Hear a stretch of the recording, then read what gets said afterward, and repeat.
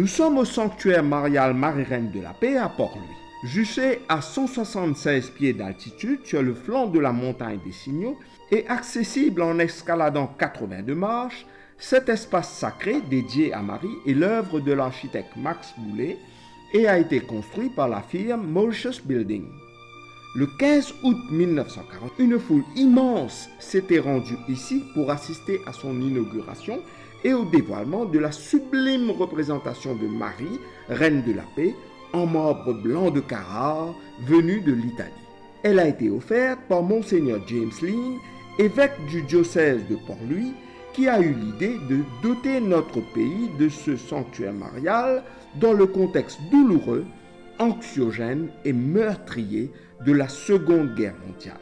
Il est convaincu que Marie, Reine de la Paix, saura protéger la nation des affres de la guerre et il est épaulé dans ce projet par le curé de l'Immaculée Conception, le père Streicher, les fidèles et la mairie de Port-Louis. D'ailleurs, c'est le premier magistrat de la capitale, Samuel Foucreau, qui dévoilera la statue en ce jour de l'Assomption lors d'une célébration qui mobilisera 30 prêtres. L'archevêque James Lean est comblé. Son vœu est exaucé. Et l'histoire nous prouve que cet Irlandais, qui en prenant la charge du diocèse en 1926, était le plus jeune évêque du monde de son époque, avait raison. Durant ce conflit planétaire meurtrier qui a fait 54 millions de morts, l'île Maurice a été particulièrement épargnée. Quoiqu'elle regrette à jamais les 280 fils du sol victimes du combat des Alliés contre l'axe du mal. Faut-il rappeler qu'à l'époque, notre pays est une colonie britannique qui compte 430 000 habitants, dont 30 000 sont enrôlés dans les différents corps d'armée. La situation est particulièrement difficile quand la communication est compromise, les denrées alimentaires rationnées, et presque chaque famille vit dans l'angoisse de perdre un être aimé.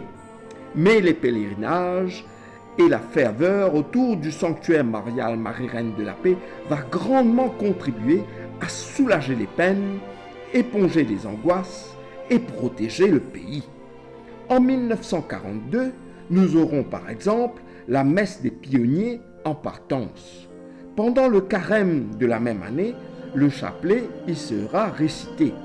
Le sculpteur de talent Jean-Clément Esther dotera l'espace d'un magnifique hôtel en 1943. Le 15 août 1944, notre Mère du Ciel sera illuminée.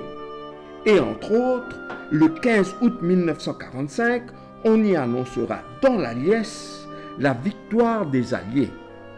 Marie-Reine de la Paix, au-delà de cette période fondatrice, sera et restera toujours le lieu de grand rassemblement soulignant la vie de l'Église et de toute la nation, qu'elle soit spirituelle, religieuse, sociale, culturelle ou tout à la fois.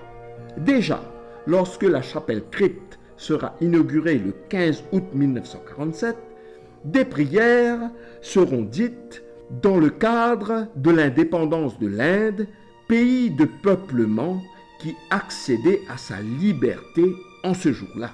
Nous sommes devant la chapelle crypte ici à Marie-Reine de la Paix, qui a été inaugurée le 15 août 1947 pour remercier notre Mère du Ciel d'avoir protégé l'île Maurice pendant la Deuxième Guerre mondiale.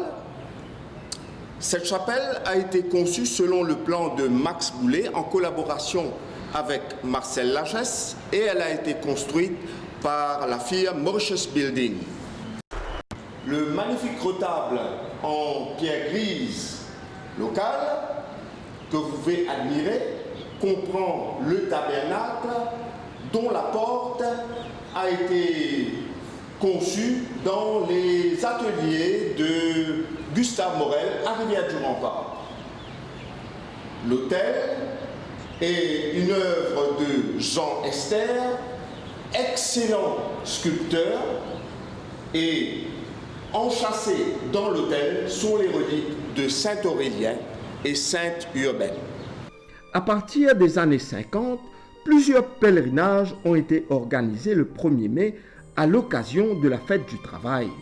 Depuis 1951, les malades y sont conviés pour une messe annuelle qui leur est spécialement dédiée sous le regard bienveillant de la Vierge Marie. Plusieurs ordinations sacerdotales y ont été organisées, dont celle de Gérard Sullivan et de Maurice Piat le 2 août 1970. Jean Margéot et Maurice Piat, nos deux évêques mauriciens, ont été ordonnés à Marie-Reine de la Paix en 1969 et 1991 respectivement. Nous avons eu l'incommensurable joie d'y accueillir le pape Jean-Paul II le 14 octobre 1989 et le pape François le 9 septembre 2019. Ces deux pèlerins de la paix nous ont laissé au cours de leur célébration des messages qui seront à jamais des sources d'inspiration pour une Église et une nation vivant à l'unisson en faveur de l'amour et de la paix. Notre Reine du Ciel, véritable sentinelle spirituelle, domine Port-Louis. Port-Louis, notre capitale, véritable poumon économique de l'île Maurice, s'étale sur une superficie de 44 km² et abrite 150 000 habitants. Lors de sa construction, cet endroit relève d'une importance significative parce que le port est pratiquement le seul accès que nous avons avec l'étranger.